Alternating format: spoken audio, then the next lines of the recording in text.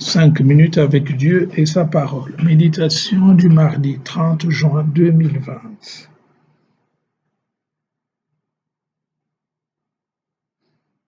Pourquoi êtes-vous si craintif, homme de peu de foi?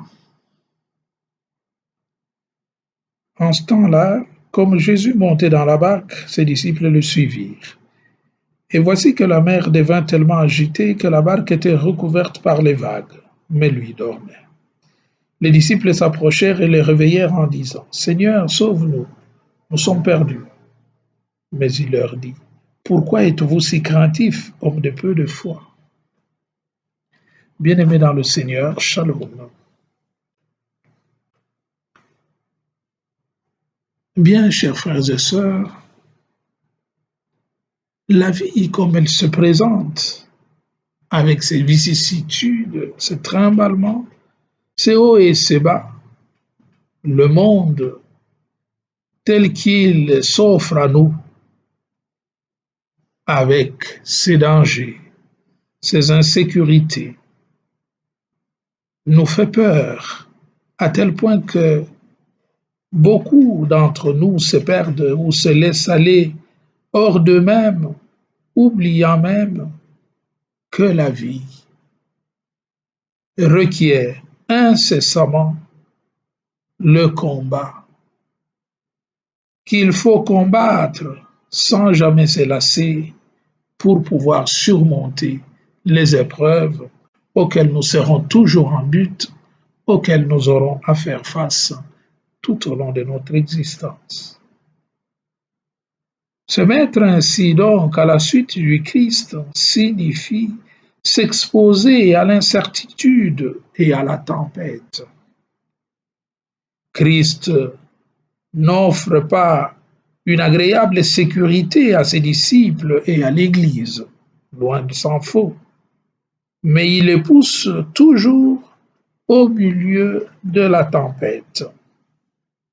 Mais c'est seulement quand les disciples perdent leur propre sécurité, alors le Seigneur s'abaisse pitoyablement avec compassion vers eux pour pouvoir les sauver et les libérer de cette situation qui les déconcerte. Certes, la sécurité et la fermeté de Jésus, évidemment, est en contradiction flagrante avec l'angoisse et la peur des apôtres. C'est tout naturel.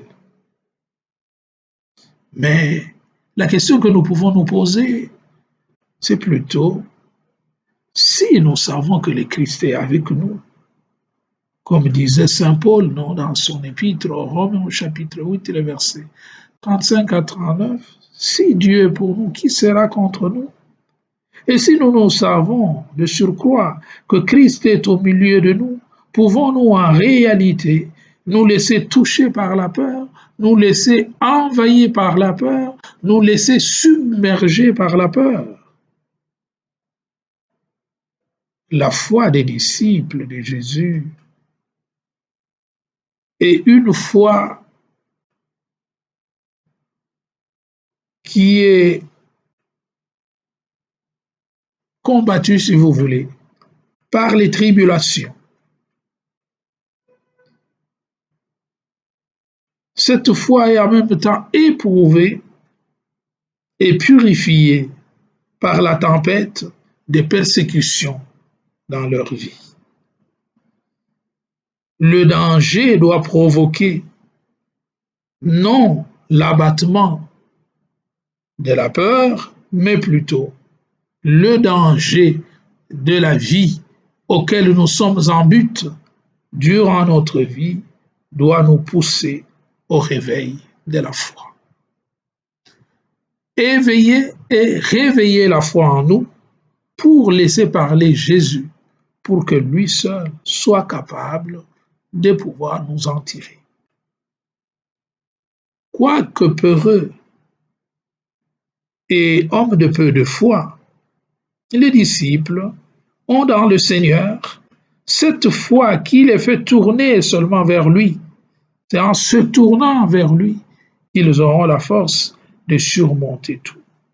Point donc n'est besoin de pouvoir éteindre en eux la petite flamme qui fume encore, la mèche qui fume encore, comme c'est écrit dans les livres de, de Matthieu dans l'Évangile, selon les témoignages de Matthieu, au chapitre 12e, le verset 20.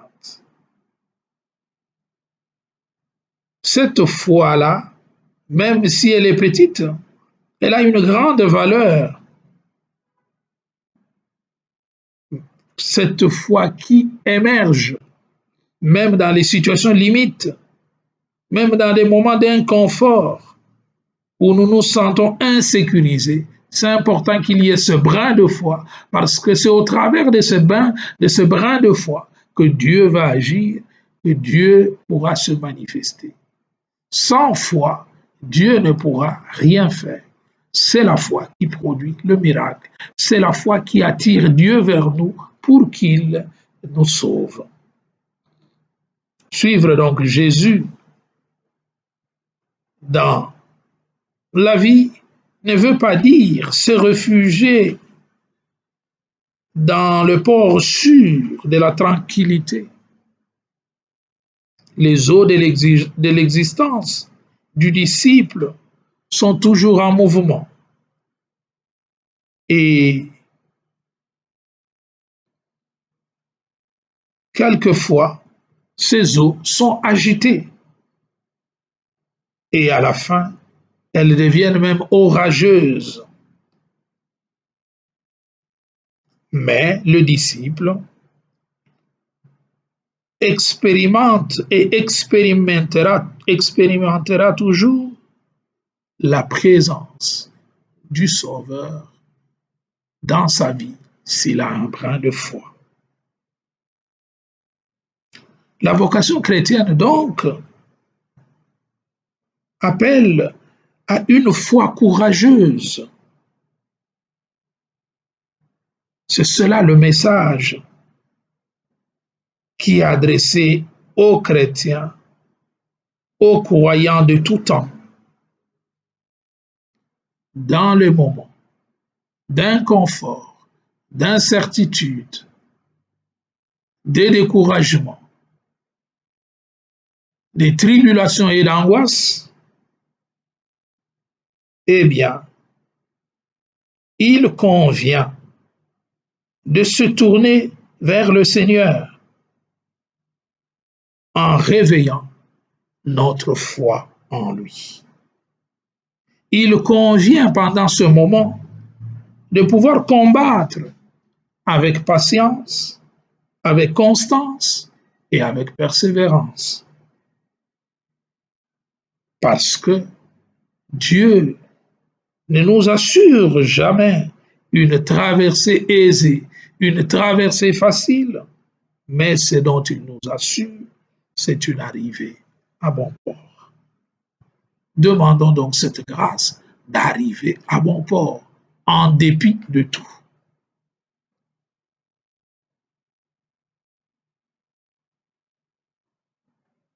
Toi qui arrêtes toute tempête dans notre vie, aide-nous à te rencontrer au fond même de notre angoisse qui nous déboussole. Alors, pacifier, rassurer et sécuriser, nous pourrons célébrer tes louanges. Amen. Ô toi Notre-Dame, jette ton regard de compassion sur nous qui recourons à toi. Seigneur Jésus, jette ton regard de compassion sur nous qui recourons à toi. Et que le Seigneur vous bénisse, le Père, le Fils et le Saint-Esprit.